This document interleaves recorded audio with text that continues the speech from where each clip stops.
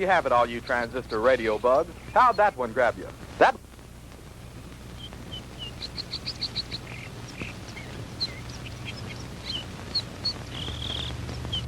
Howie, for heaven's sake, it's almost dark. If you don't hurry up, we're going to be late for the game.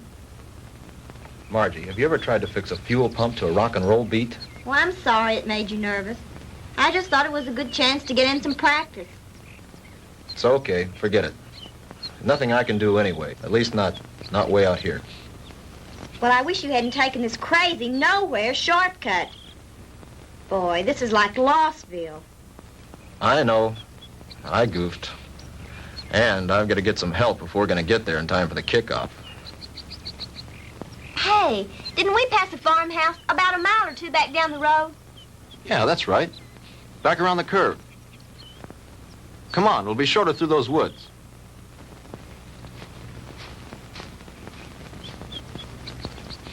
Oh, Howie, look. I don't think we ought to go on that property. Look, you want to get to the game, don't you? Of course I do. Then come on.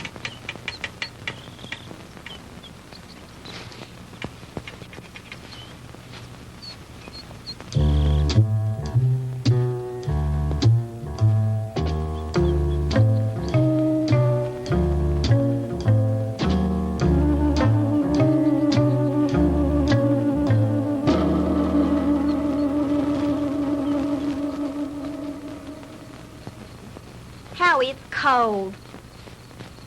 It's so dark, we should have brought the flashlight. It isn't working. Batteries are down and I forgot to replace them.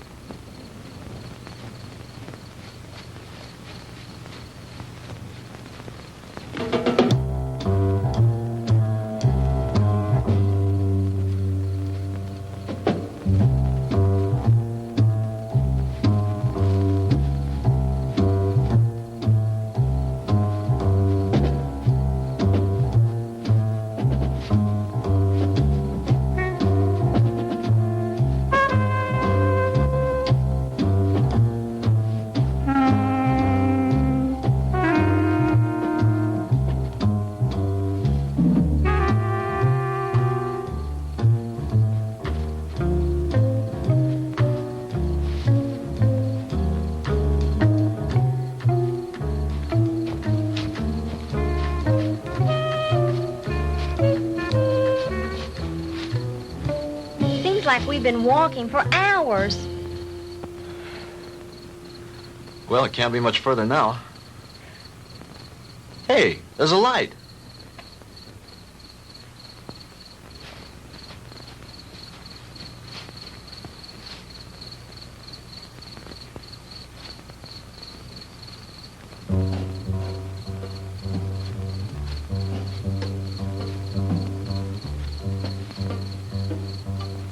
Huh. That's strange. Campfire way out here in the middle of the woods and nobody around. Kind of creepy, isn't it? Yeah. Hold it right there, both of them. Hey, Dad, what are you made up for? I mean, what's the bit? Hey, now, don't point that thing at us. It could go off. Come on now, who are you guys? What kind of a joke is this? I mean, out here in the middle of... Joke, boy? You think this is a joke? Howie, I'm frightened. Look at him. It's got to be some kind of a gag. This can't be for real. Howie, what's it all about? I don't know. Honey, do as I tell you. You edge around behind me. Tell me between them and you. Then run like the devil. Howie, not alone? Do as I say. What are you two young'uns doing out here? Quick, don't let them get away! Run, Margie! Head for the car! Stop, boy! I'll shoot!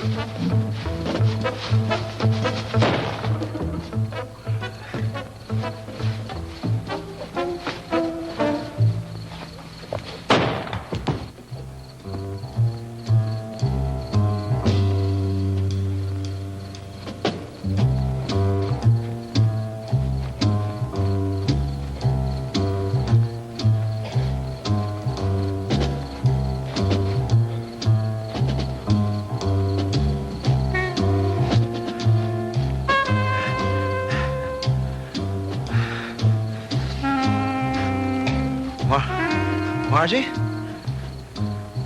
Margie?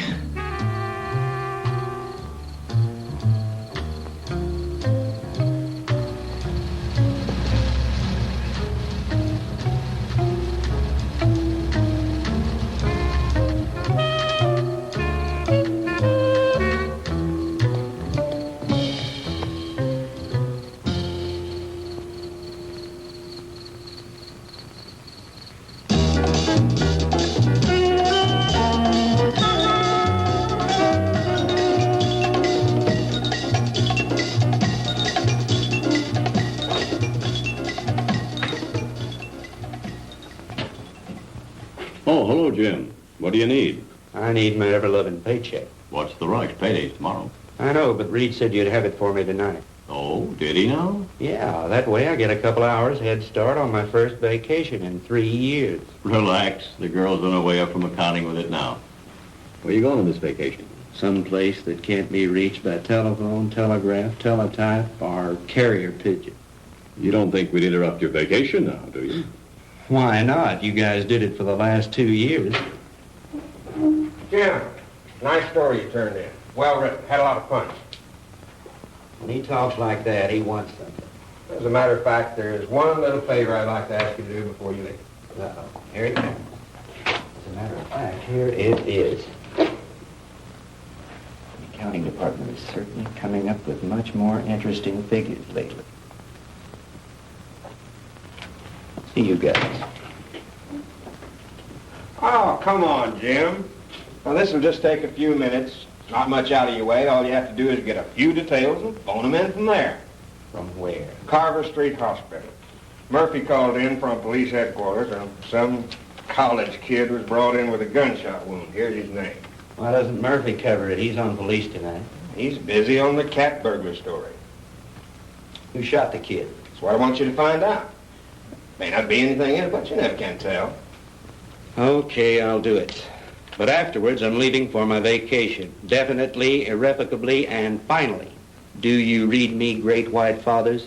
Only too clearly. Have a good time. I intend to.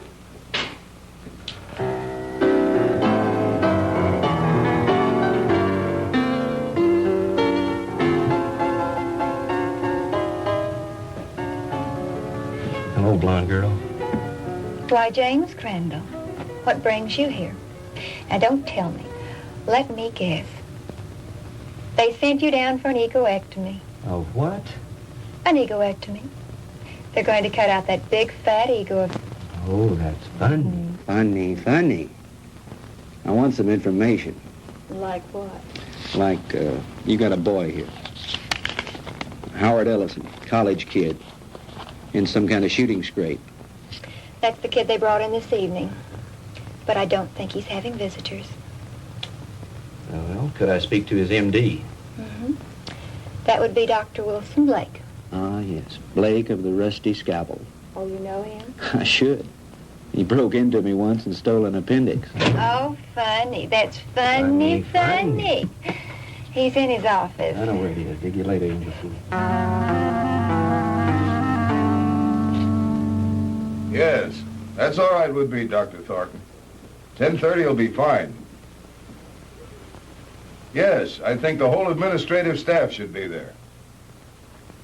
Fine. See you in the morning, Doctor. Goodbye. Come in. Jim Crandall. Hello, Will. How are you? Hey, number one, how about yourself? No complaints? Can you spare a few minutes? Sure I can. Are you on duty? No, not really. I'm officially on vacation.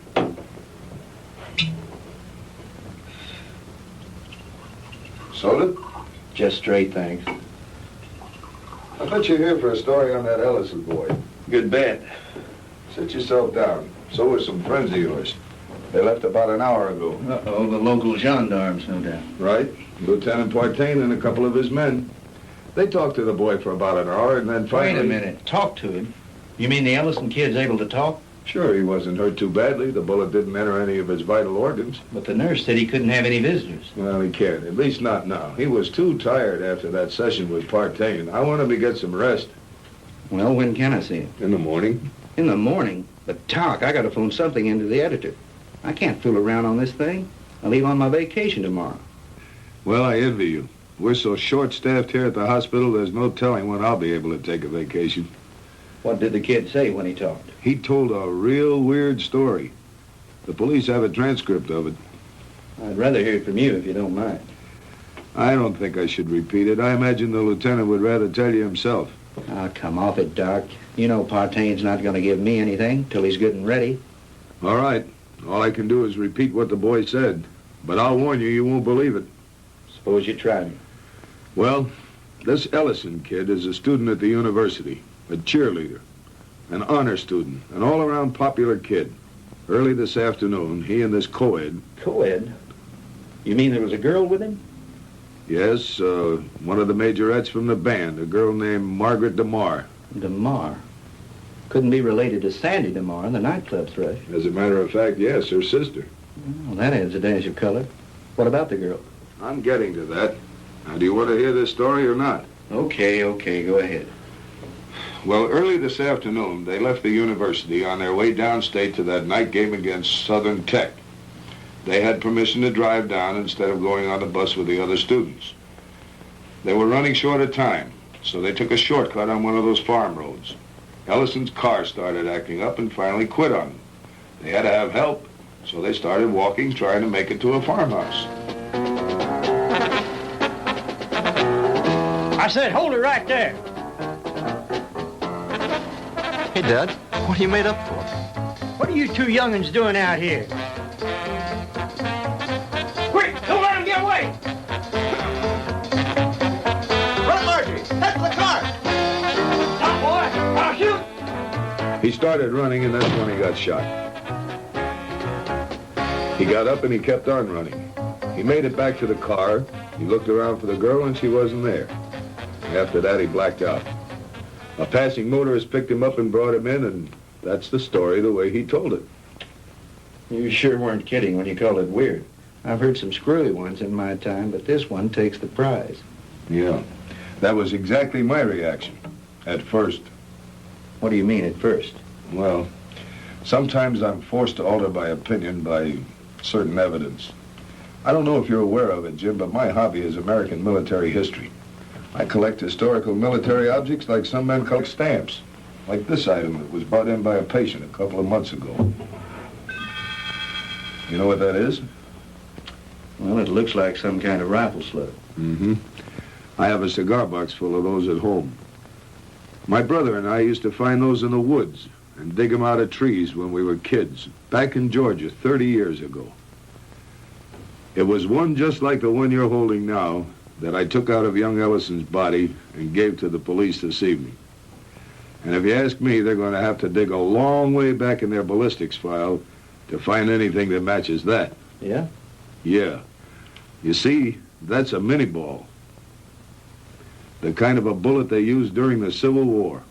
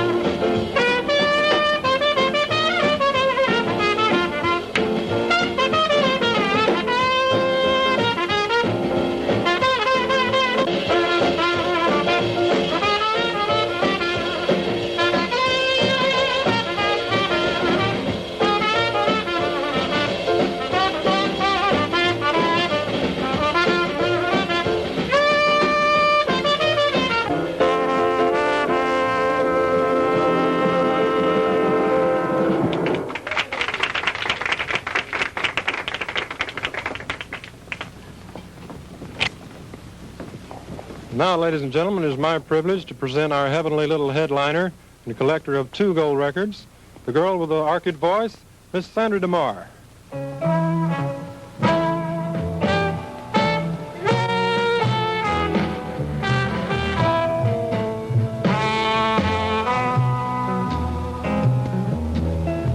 Go on away and leave me alone. I want to be by myself when I cry. And there's gonna be some crying, 'cause I just told my baby goodbye. Get out of here and leave me alone. I don't care whether I live or I die, 'cause my life's already over. It ended when he told me goodbye.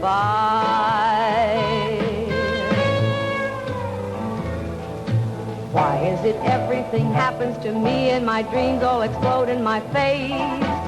He was my own for a while, but he's gone, and I know no one can ever take his place.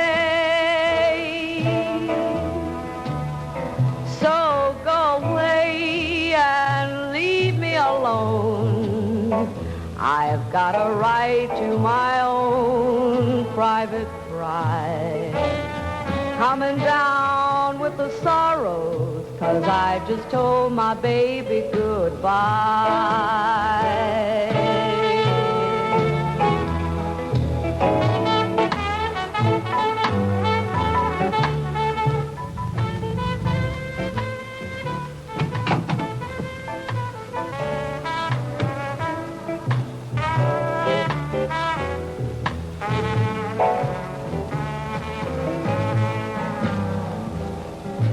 Why is it everything happens to me and my dreams all explode in my face?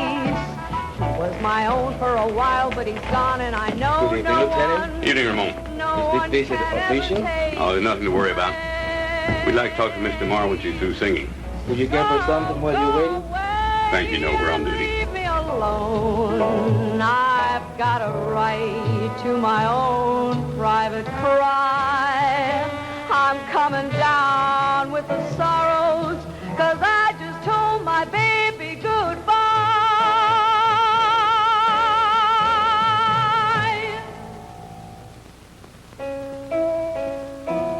'Cause I just told my baby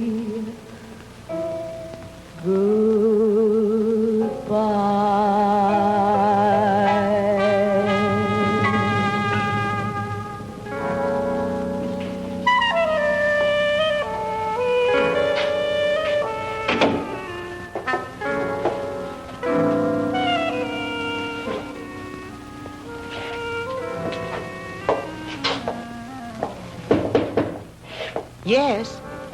Sandy, are you decent? Yes. 2 gentlemen from the police department want to talk to you. Police? Yes, Miss DeMar. I'm Lieutenant Partain, and this is Detective Lasky. We're just making a routine investigation. Have you heard from your sister this evening? Margie? Why, no. Why do you ask? Well, we just thought she might have called you. You see, we have reason to believe she may be missing. Missing? I don't understand. She's at a football game in Stephenville with Howard Ellison. I'm afraid not, Miss DeMar. Maybe you'd better sit down and let me tell you all that we know about it so far.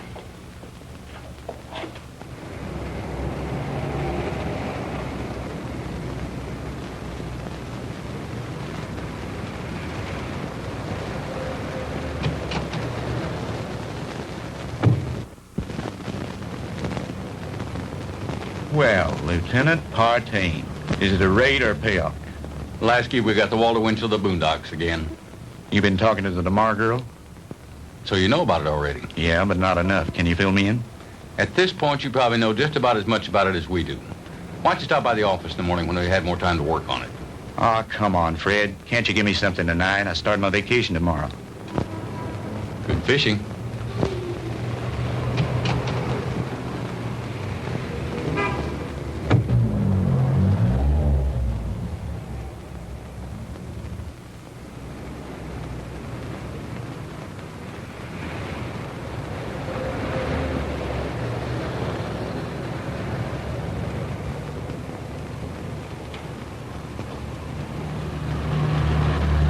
Miss DeMar? Yes? I'm Jim Crandall with the Sentinel. Could I talk to you a moment? I'm sorry, Mr. Crandall. I really haven't time to talk. I've got to get home in case my sister calls. Well, that's what I wanted to talk to you about. Can I give you a lift home? Thanks, but I'll take a cab. Well, they're kind of slow this time of night. Well, all right, if you're sure it's not out of your way. Of course not. It's part of my job.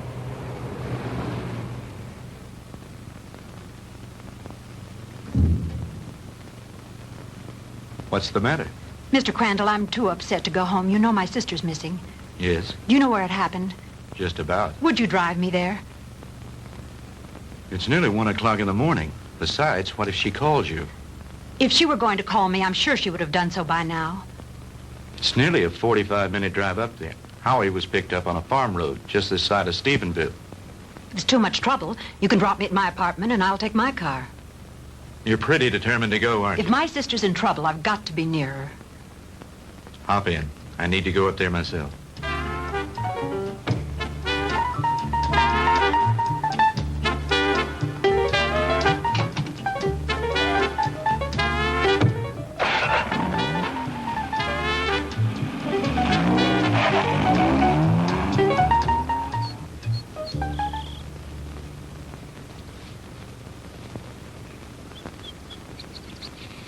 Lieutenant, we checked that house from top to bottom. Nothing there. Okay, Lasky. As soon as the boys are through, have them go in and get some rest.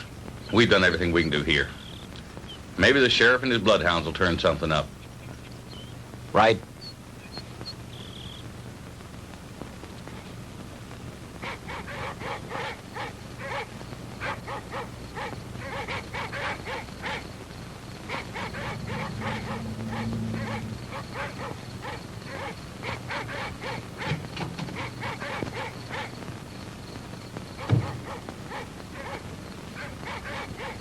Lieutenant Partain around? He's up in the woods someplace. Evening, ma'am. Has there been any news of my sister? You're Sandra DeMar? Here comes Partain now.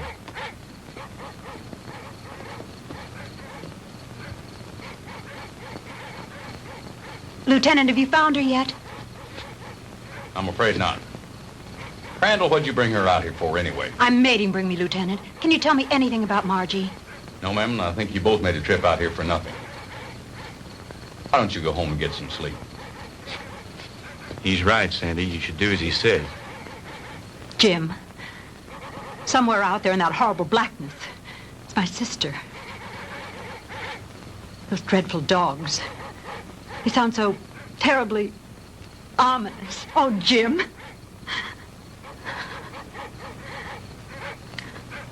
Come on.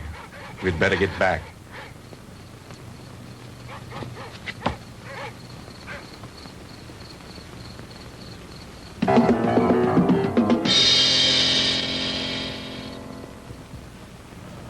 No, I'm going to check all the antique gun shops this morning, as soon as they open. How about the kid's parents? You contact them? Lieutenant, Ellisons live in Denver. I tried all night to call them, but they weren't home. How about a cup of coffee, Jim? Yeah, black. What about the kids at the university? Ellison's fraternity brothers. I talked to everyone in the dorm. They like him. What do his professors say about him? Bright, popular boy, good scholastic records, level-headed, down to earth. Not the kind to make up wild stories. Well, that cracks another one of our little theories wide open. You just getting here? Some of the other fellows came in a couple of hours ago. Yeah, I was out with the sheriff and his bunch. And have we got a Lulu? Yeah, what is it? The girl's sweater. We found it out in the woods not far from a smoldering campfire. Go on. Well, we gave the scent to the dogs, and they took off like Moody's goose. Well, we followed them for about a mile or two, till they got through the woods and into a small open space. Well, the dogs got about halfway through the open space, and then they stopped. Well, you've never seen so much confusion of tangled dogs in your life. They didn't know which way to go. The scent had stopped right in the middle of nowhere. It was as if the girl had just been snatched off the face of the earth into thin air. Wait a minute. You mean no footprints, no tire tracks, no nothing? Well, nothing but this. Well, so you found part of a costume. Costume? This is the real article. I checked it out. What do you mean, checked it out? Look at the label on the inside. McCord Brothers. McCord? Outfitter to the military. Charleston, South Carolina. I checked with the Charleston department, and they gave me some very interesting facts from one of their newspapers. It seems that McCord Brothers, the company that made that hat, burned to the ground in 1869 and was never rebuilt. It's been non-existent for over 100 years. This case is getting screwier by the minute, don't it, though? I'll have you run this down to the lab and then go home and get some sleep. How about me, Lieutenant? Sure, go on home. You've earned a rest. Well, what do you think? How was Mr. Marr when you left her? Shook up, naturally. She's spending the night with a girlfriend. Fred, about this whole mess, what's your opinion? I'm not paid to have opinions. I'm paid to put jigsaw puzzles together. But seriously, what do you think? I think there's a logical explanation to everything. Two men were in those woods in costume and makeup. Anyone knows there's lots of guys around nowadays who collect antique guns. They belong to clubs, they have meetings and shooting contests every so often. A couple of them got liquored up a little, wanted to have some fun and scare the kids. But something went wrong. It's as simple as that. My hunch is, as soon as they get up enough nerve, they'll come in, give themselves up. It's a nice theory, Jim, but what happened to the girl? Well, your guess is as good as mine. Jim, you know, this whole thing is, well, it's spooky. Reminds me of something that happened in Germany in 1945 towards the end of the war. Yeah? What was that? Our outfit liberated a small concentration camp near the Alsatian border. When we took it, we expected to find the usual half-starved, ragged inmates. And you can imagine our surprise when we were greeted by about 50 young people, all a picture of perfect health. That sounds a little hard to believe after all I've read of Dachau and Auschwitz. Well, that's what made it hard to figure. Here were these kids, none over 21 and some as young as 5, living in apparent luxury. Good food, complete recreational facilities, no forced labor. Reminded me of a bunch of calves being fattened up for the kill. You mean there were no old people in the camp? There were a few, but not alive. We found their bodies in the rooms next to the ovens. Apparently, we'd taken the camp so fast they hadn't had time to dispose of the bodies. But before they left the night before, they blew up the largest building in the camp. It was some sort of a laboratory. And inside, amidst the rubble and blown into a million pieces, was the screwiest piece of machinery I've ever seen. Some sort of a crazy electronic apparatus. And half buried underneath it amidst the rubble, still strapped to a table, was an old man. Just barely alive. Our medics tried to save him, but they couldn't. Now here's the weird thing. This is the part we could never understand. In trying to identify him, we checked the camp records with the prison number tattooed on his arm. According to those records, that old man should have been an 18-year-old boy. What about the other bodies? Same thing. Their numbers indicated they all should have been kids. What type of experiments were they conducting there? We never found out. Even the young inmates weren't aware of why they were there. They never found the commandant of that camp to bring him to trial with the rest of the Nazi brass. His name was Ernst von Hauser. Did you ever hear of him? He was a German physicist, a contemporary of Einstein's. I don't follow you. You mean you think there might be some connection between all that and what happened here last night? I'm not saying that, no. But just suppose, for the sake of argument, the Ellison kid did see two men out of the past of 100 years ago. That would mean somebody around here is tampering with time. Somebody was also tampering with time in that concentration camp. Now, wait a minute. Let me get this straight. You think that the machine found in that concentration camp was some kind of time machine, and that there may be another one like it around here. Is that what you're saying? I'm not saying anything. I'm just supposing. After all, they never found von Hauser. Lieutenant? Yeah, Walt. Captain wants to see you in his office. Wants you to bring the file on the Maddox case. Be right there. How am I ever going to turn in a story like that? That's your problem.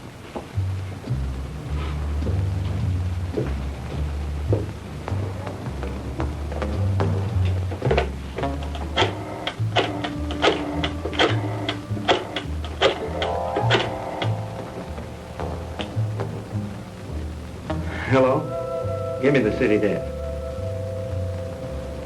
Hello, Reed. Crandall again. Would you tell Shaw I'd like to postpone my vacation and stick with the Ellison story?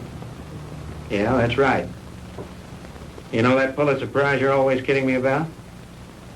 Well, if this thing turns out to be what it looks like, I just might win it.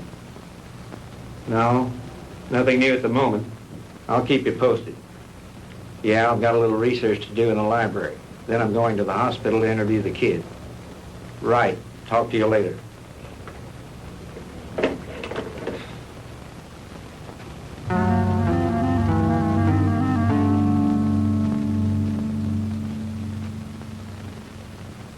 All right, Howie, you can go on with your story. That's about it, Mr. Crandall. I remember reaching the highway, and Margie wasn't there. And then I blacked out, and the next thing I knew, I was here at the hospital. And you really don't think, Howie, that those guys were just a couple of kooks in Civil War costumes? Mr. Crandall, I don't know how to explain it, but I got the distinct feeling that these guys were for real. I mean like something straight out of Gone with the Wind. Howie, what's your idea of what happened to Margie? Do you think these two guys grabbed her? I don't know, Mr. Crandall. I don't know. That's what's bugging me out of my skull. Nurse, is Mr. Ellison awake? Yes, he is. He has another visitor, but you can go on in. Thank you.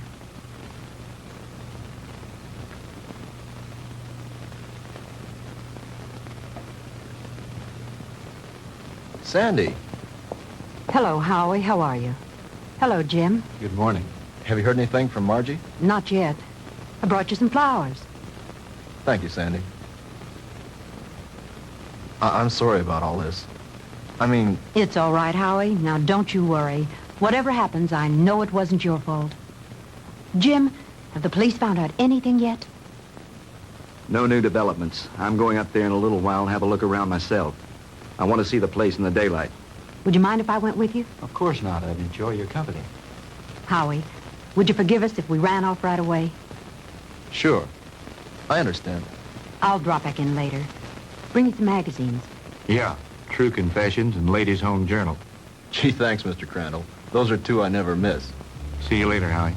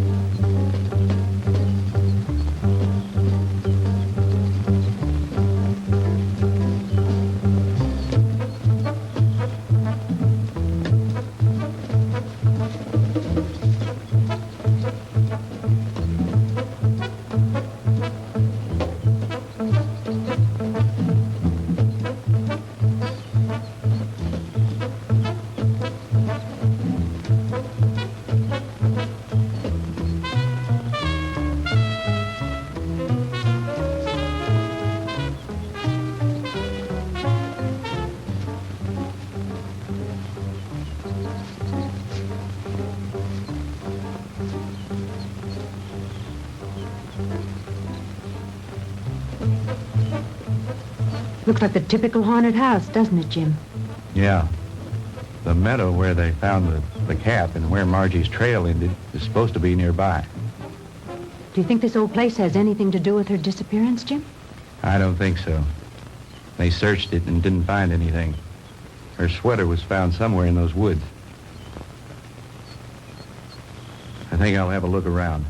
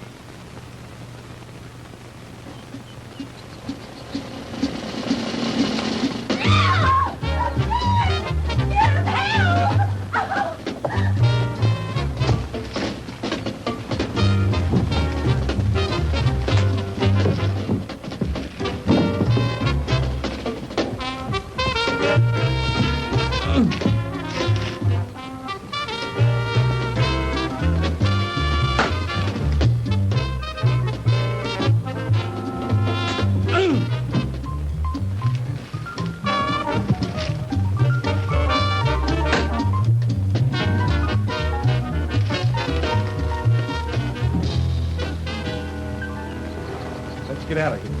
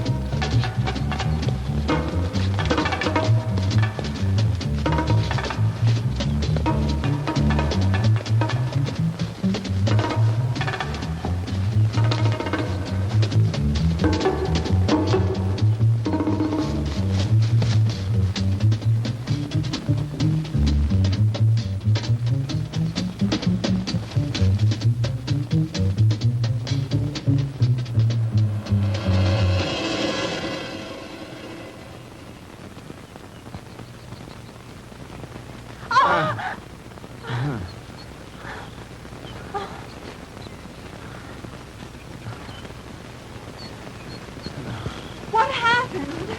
I don't know, but we better get back to the car.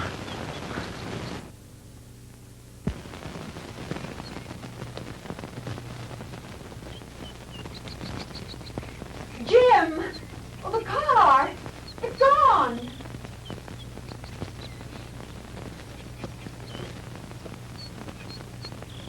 Jim, someone must have stolen it. I would have heard the motor start up. Besides, I have the key in my pocket. Well, this must be the wrong place. This isn't where we left it. This is where we left it, all right. But it looks different here. There are more trees than there were before. And that fence, that wasn't here when we came down the road. And the barbed wire fence is gone. Jim, we're lost. I don't think so. At least, not the way you mean. Jim, I'm frightened. It's all right. Let me think a minute. This road was paved, and now it's dirt. And there isn't a telephone pole in sight. I know. Jim, what is it? What's happening? I don't understand it. Where's the car? Where are we now? Jim, I know you know what's happening to us, and you won't tell me. And why not? What's going on? Fantastic. Incredible. I never really believed it. Tell me what's happening. Sandy. What's going on? What dreadful thing Sandy. is happening? Tell me. It'll be all right. Everything's going to work out. But we have to keep our heads. I believe our best bet is to follow this road and see where it leads. Come on.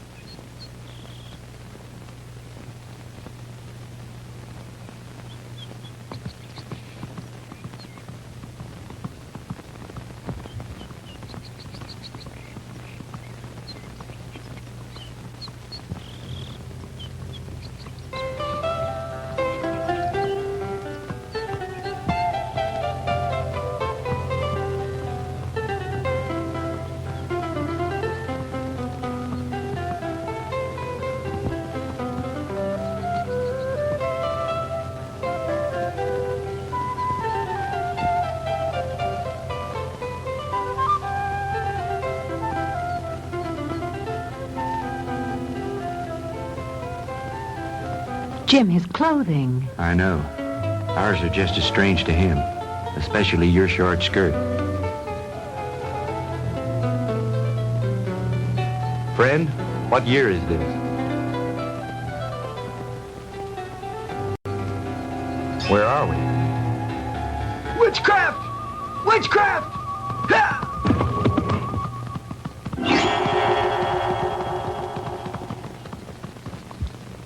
Jim. Honey, I don't know how to explain it, but somehow we've been set back in time. But Jim, that's impossible.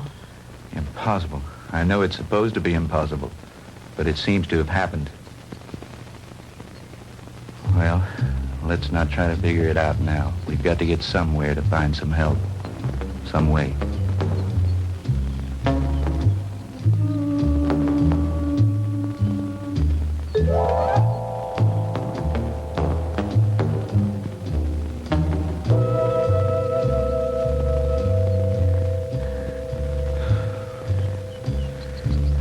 Jim, I'm sorry, but I don't think I can go any farther.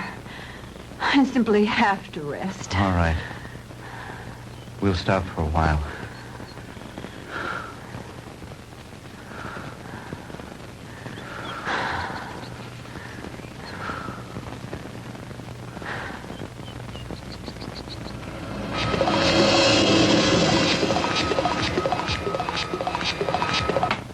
Welcome, my friends, to my little workshop.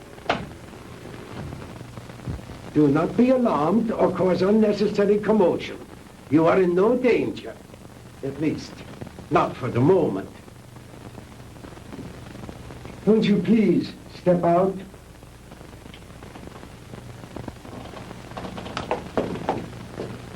I am Dr. Ernst von Hauser. These are two of my assistants, Manfred and Wolf. Where are we? I told you. We are in my little workshop. And I tell you again, please do not be alarmed. What time is this? What century are we in? Does it matter, my friend?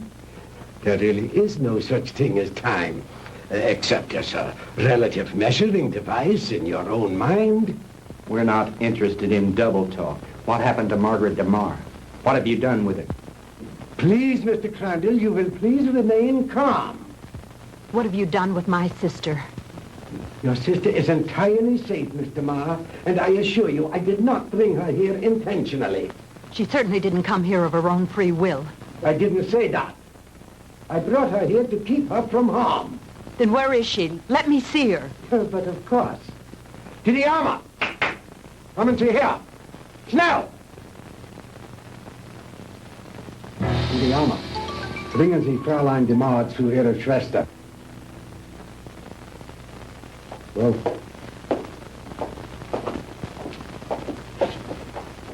no need for alarm, Mr. Crandall. She'll be all right. She'll be able to freshen up. We will even furnish her a change of clothing.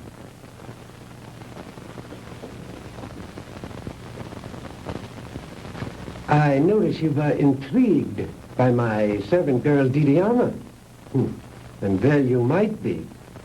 Just a few thousand years ago, she was serving in the court of Tutankhamun, one of the great pharaohs of Egypt. And now, she is serving me. Quite an experience, is it not? This is like a fantastic nightmare. I don't understand any of it. How did you get Margie here? I was conducting an experiment with a pair of gentlemen from the past.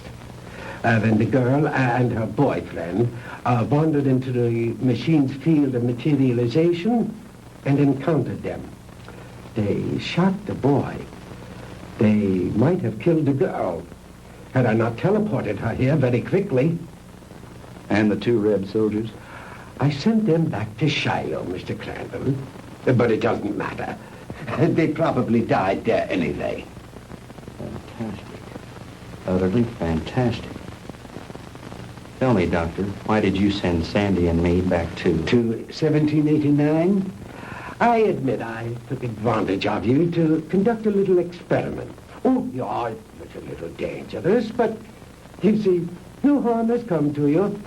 Super spectronic relativity? I believe that's what you once called it. Oh, then you are familiar with my work. To some degree, yes. I read up on you this morning in the library after talking with the police. Oh. And what did you learn about me? Quite a bit.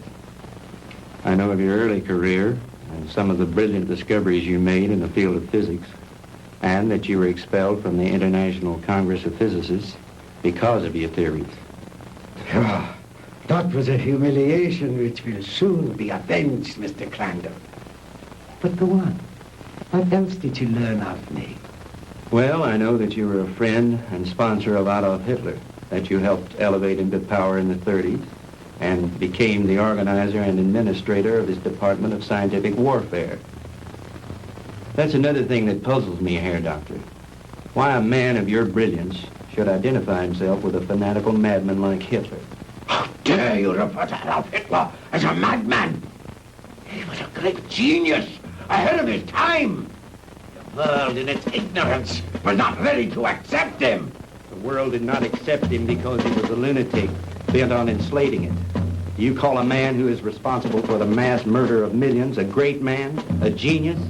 Anyone with enough intelligence to examine history knows there are times when lives must be sacrificed for the benefit of future generations. And he was willing to do this in order to lead his people into darkness, into oblivion. That's where he was leading them. And like all other power-crazed dictators before him, he failed. Thank God there were people in the world with enough courage to resist and to conquer him. What do you know in your stupid, petty little mind?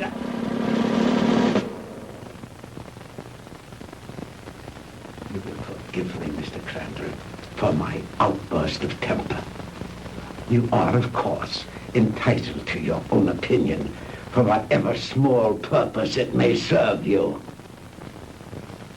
Let me enlighten you, Mr. Crandall, on a few things of which you and the rest of the world are unaware. Blame for the loss of the war cannot be laid to Hitler or his doctrines. It was I who failed him. Me and the General Staff. He called for weapons, super weapons, to turn the tide of war in those last few days. Because of my inability to deliver those machines soon enough, we were defeated. It might interest you to know that during those last few months of the war, we had almost perfected weapons so far in advance of anything that had gone before them as to make modern warfare in all its forms completely obsolete. Oh, if we had only had time for further experiments. I know of some of your experiments, like the ones carried out in a certain concentration camp. Oh, then you know about the aging machine. Yeah, they had almost perfected that one when the war ended. Oh, but that machine was one of the more primitive devices, like the jets and the rockets that we used so briefly. We were in the final stages, Mr. Crandall, of perfecting weapons that were truly astounding and against which you would have had no defense. A cannon that killed with sound waves, yet was completely silent. A giant generator gun that could electrocute whole armies in the field. Oh, and more, many more. If we'd have only had a few more months to perfect those weapons, we could have plucked victory from the jaws of defeat. The Third Reich would have endured, not for 1,000 years as the Fuhrer dreamed, but forever. But the fact is that you failed, Herr Doctor. Failed and lost. But you are forgetting one thing, Mr. Crandall. That was 20 years ago. Since then, I have perfected and even improved on my original weapons. And we have conquered time. Dr. Einstein's so-called fourth dimension. Hitler will return, Mr. Crandall, and soon. Your victory was but a temporary one.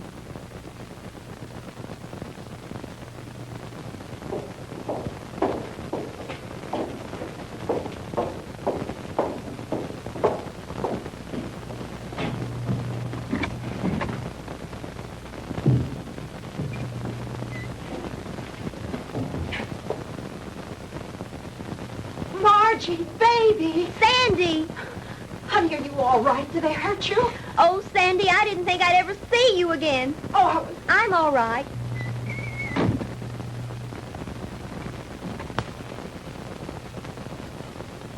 Let us out of here. Open this door. Let us out. Please, don't let them keep us here.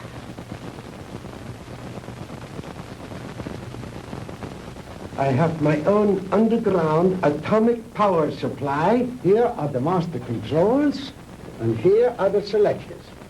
With this dial, I can control the century I wish to deal with. These other dials, of course, are for the selection of the year, the month, the day, even the hours and minutes, and even seconds.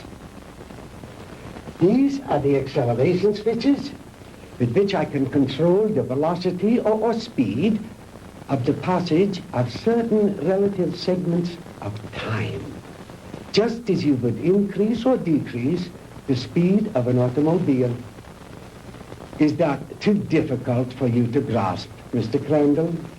Frankly, I'm beginning to doubt my sanity. You needn't. After all, there are very few people in the world who can understand even Dr. Einstein's theory of relativity. And my theories go far beyond his. But you are an intelligent man, Mr. Crandall. Perhaps I can explain it a bit more simply.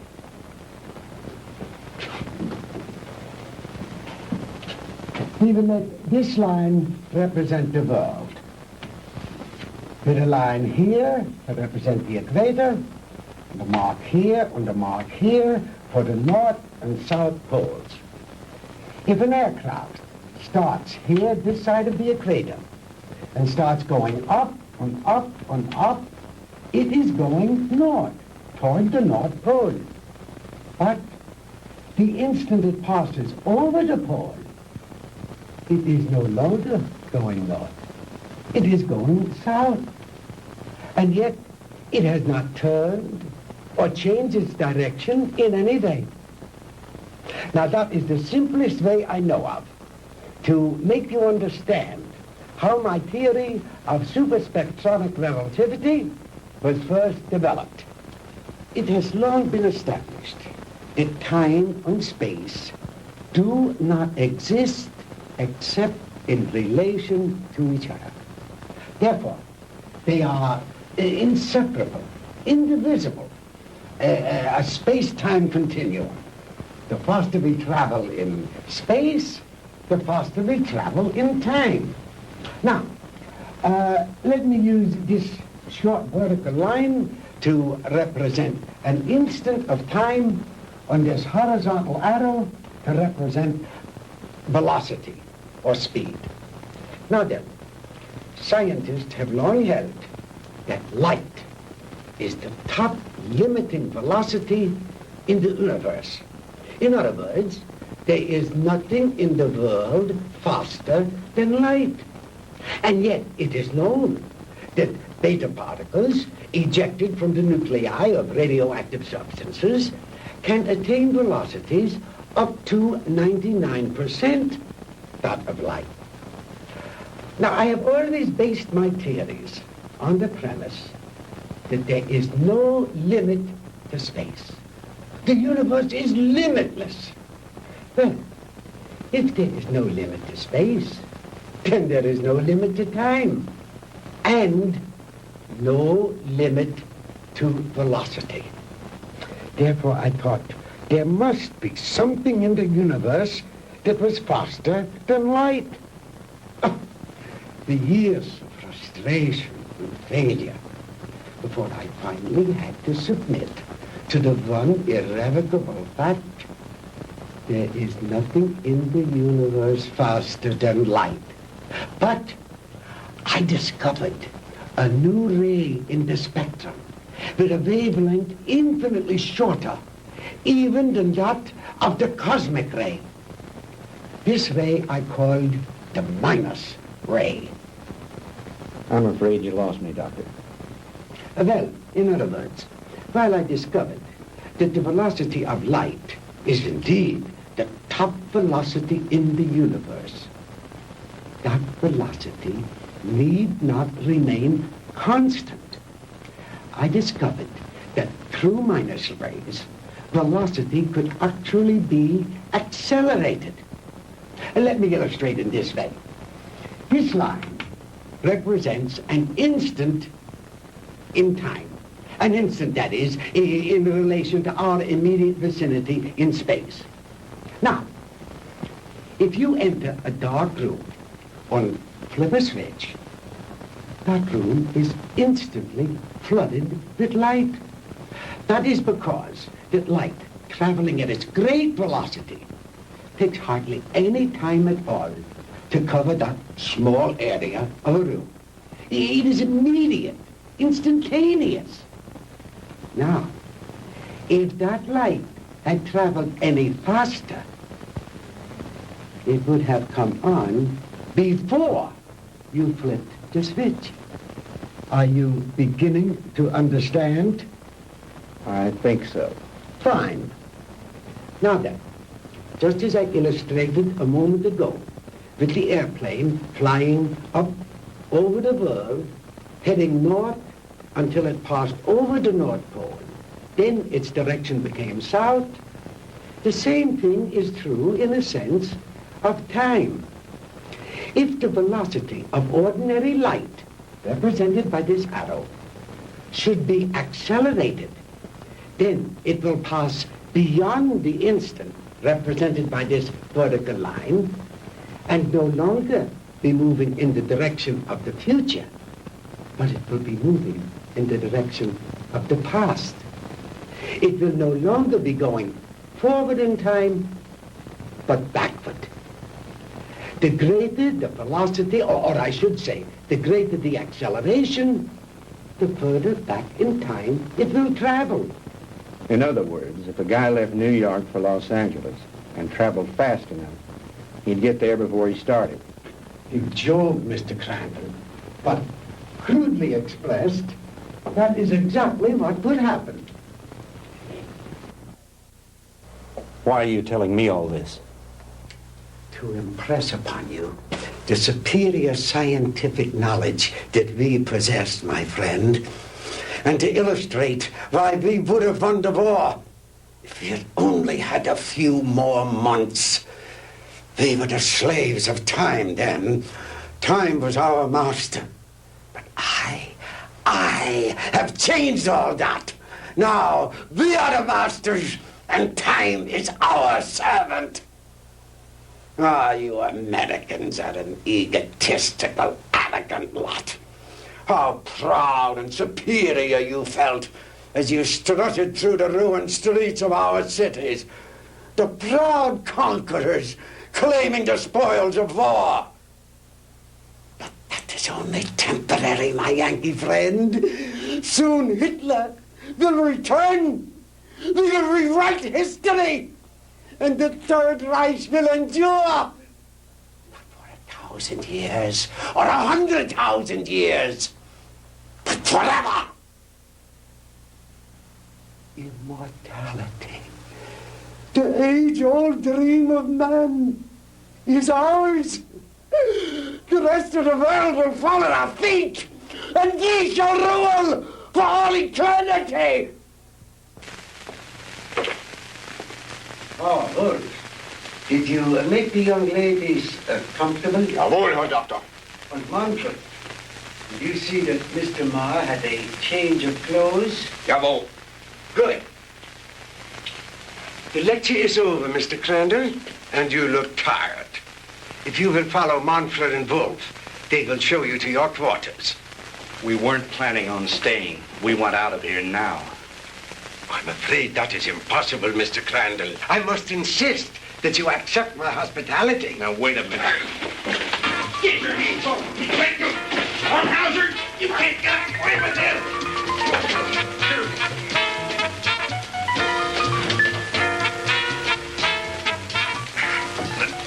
Jim. Jim. Sandy, are you all right? Oh, yes, we're all right, but why are they locking us up? What are they going to do with us? Nothing if I have anything to do with it. Oh! Oh, don't hurt him! Oh, don't hurt him! Oh.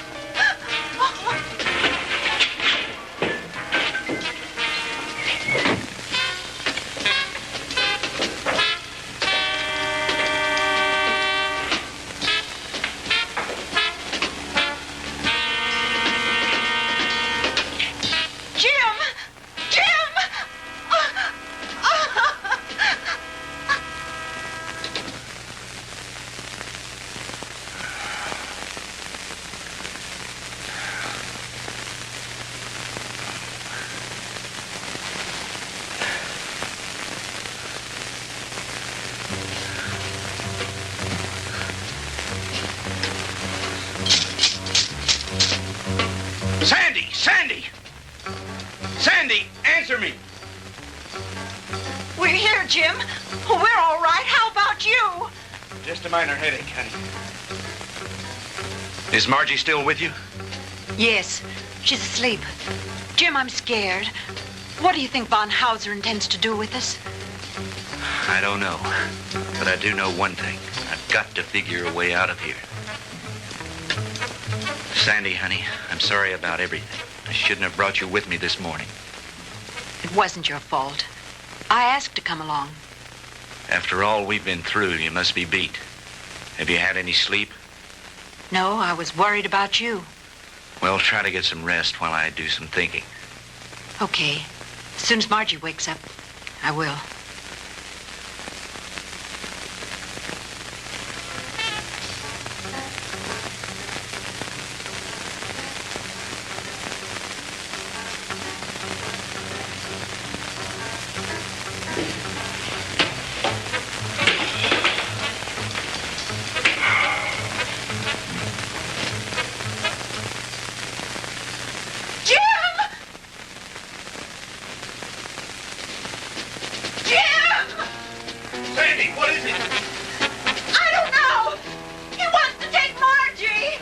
Kommen Sie her, Fräulein.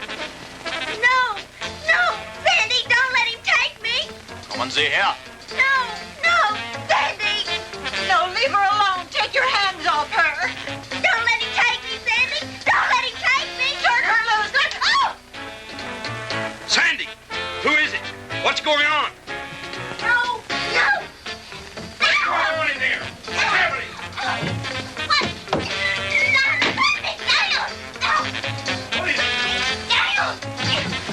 What are you doing? Where are you taking her? Margie.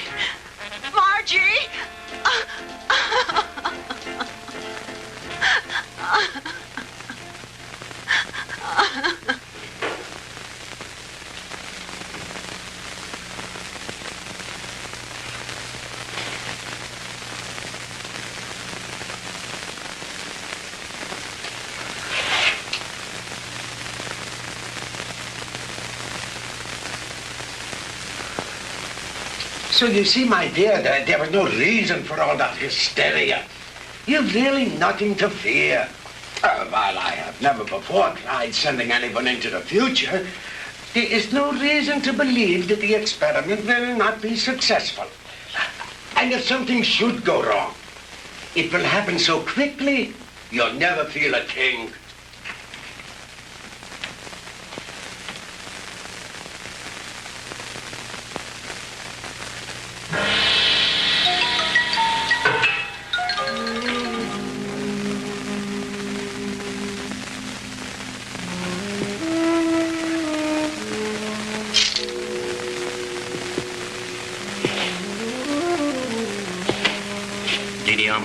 It is time you eat now. You speak English? Many others before you, they teach me talk. You mean there have been other prisoners here? Many. Are there any others here now? They all disappear. You eat now.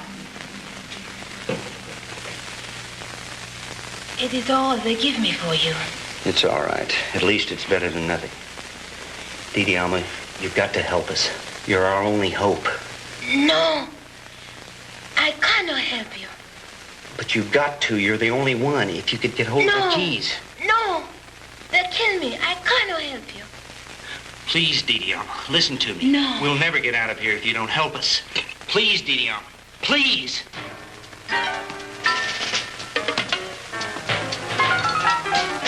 I bring you food.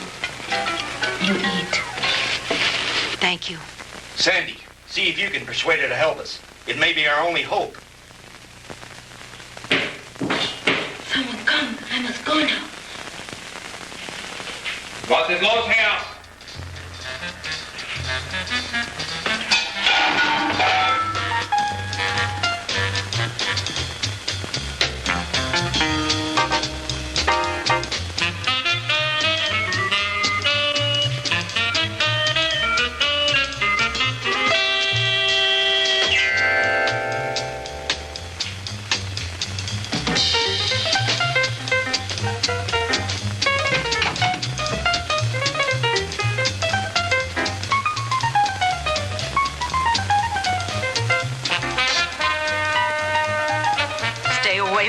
me.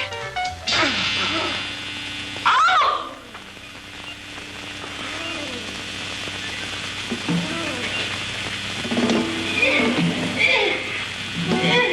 Sandy! Sandy!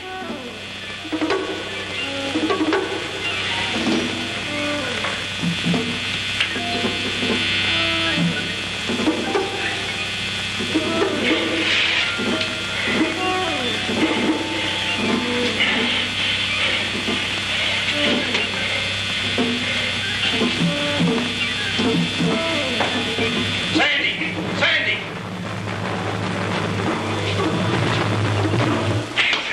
Sandy, are you all right? Sandy, can you hear me?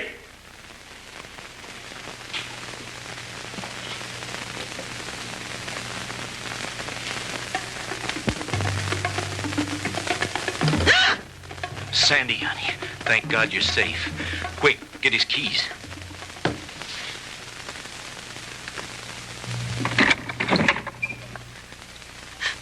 Oh, Jim, it was awful. He strangled her. It's all right, honey. Try to get hold of yourself. We've got to get out of here. I'll be fine.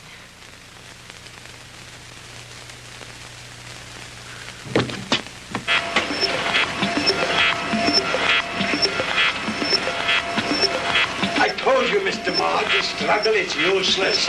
You will only tire yourself needlessly.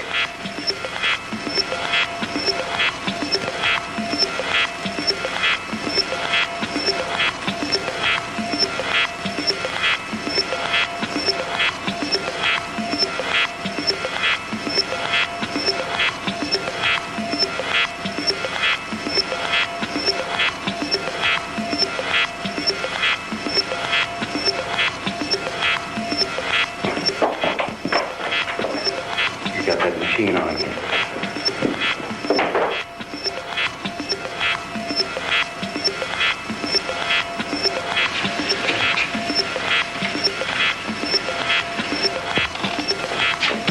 Switch it off, Doctor.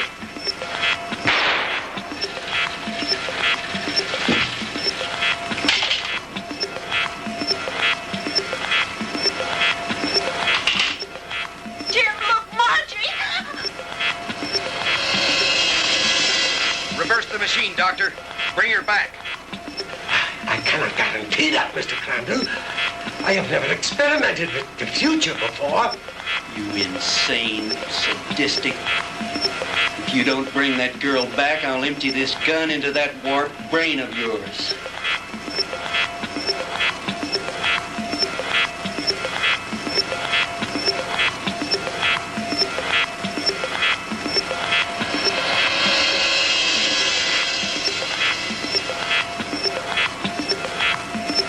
Margie, darling. Margie.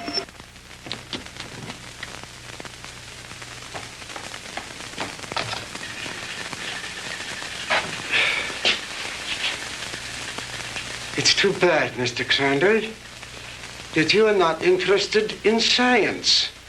But you Americans are so impractical anyway. Jim, look out!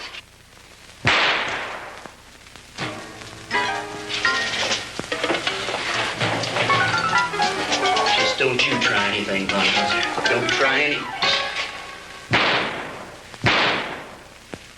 That should cut down on your time travel, my good doctor.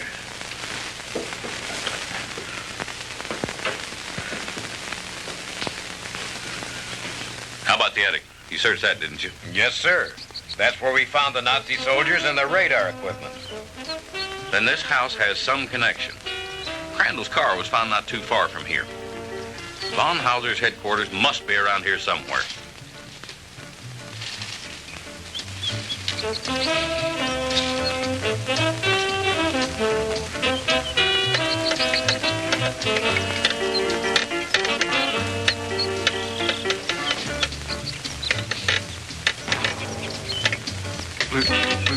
Lieutenant?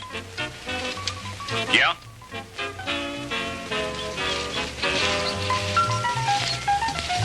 What is it, Finley?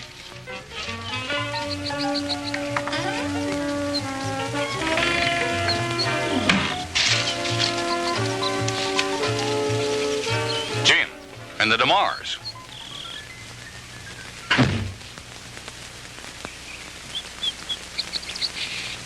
Where in the devil did you three come from? Von Hauser's country place, Fred. We spent a very interesting night there. Where is Von Hauser? Down there in his laboratory. Listen. What's that sound? That's the machine. You'd better stop it before he gets away. Lasky, you come with me. Finley, you stay here with them. What machine? The time machine. The what machine?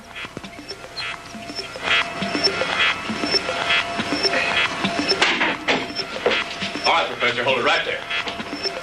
Get away from that machine.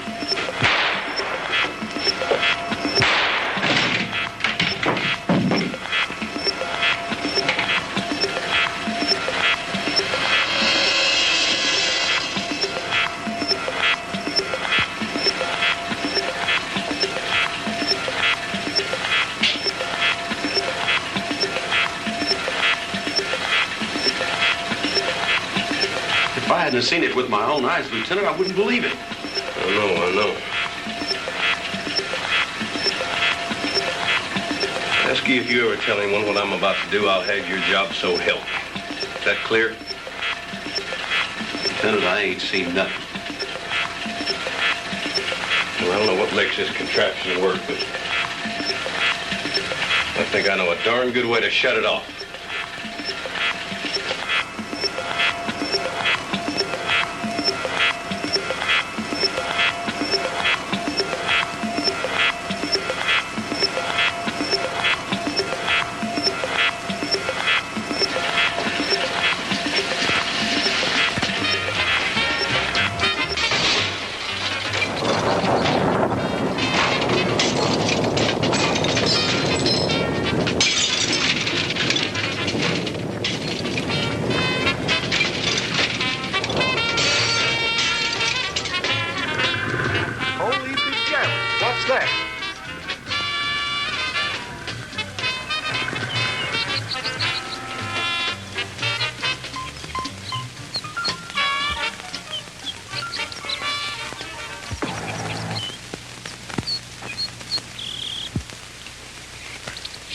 What happened down there, Fred? Forget it. Finley, call Miller at headquarters, have him send some of the boys out. Are you two all right? Everything's fine, thank you, Lieutenant. Why don't you take the two ladies home? Come on, Lasky.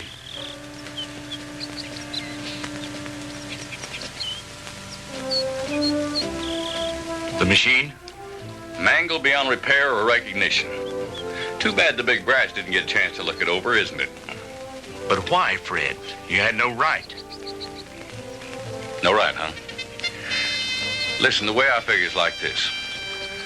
Sooner or later, some other joker is going to invent a machine just like it. Maybe by then the world will be ready for it. God only knows we aren't now.